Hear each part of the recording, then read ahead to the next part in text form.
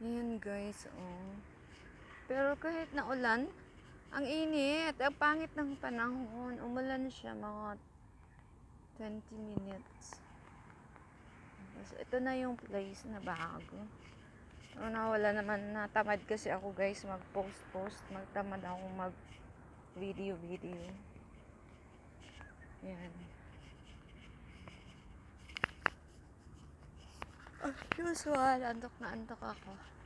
Sinag. Ayan, napunta naman si Inday sa supermarket muna.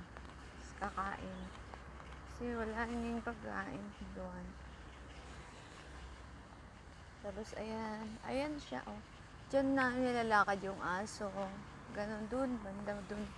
Kaya nga sabi ko, pag malapit ito sa MRT, marami ditong pupunta pag Sunday. Kasi maganda yung park na to. So malayo siya, medyo malayo siya sa MRT. From MRT to dito, 10 stop. Kaya walang sana makulimlim lang kasi mainit din.